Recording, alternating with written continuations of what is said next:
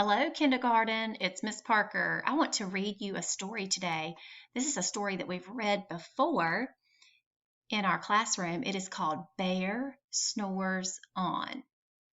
The author and the illustrator are listed on the cover of the book. The author is Karma Wilson. I wonder if you remember what an author does. The author writes the words. The illustrator is Jane Chapman. Do you remember what the illustrator does?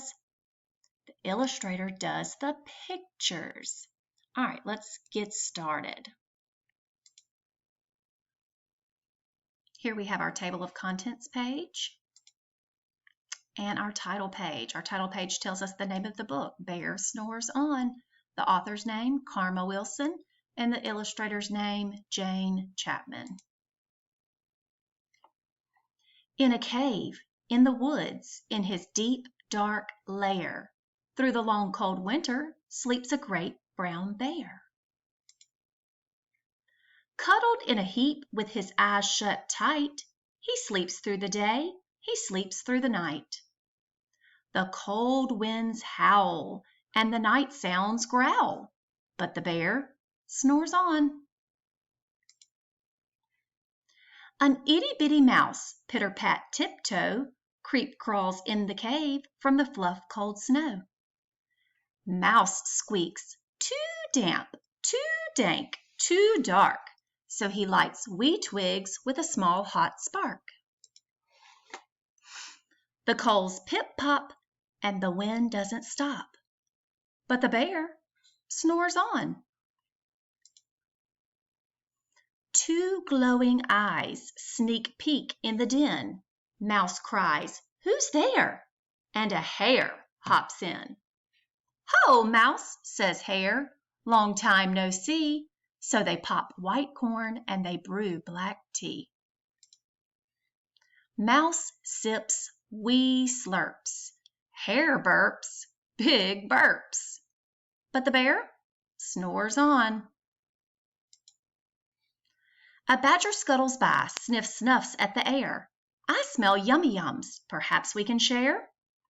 "I've brought honey nuts," Badger says with a grin. "Let's divvy them up, cozy down and dig in." And they nibble and they munch with a chew chomp crunch. But the bear snores on.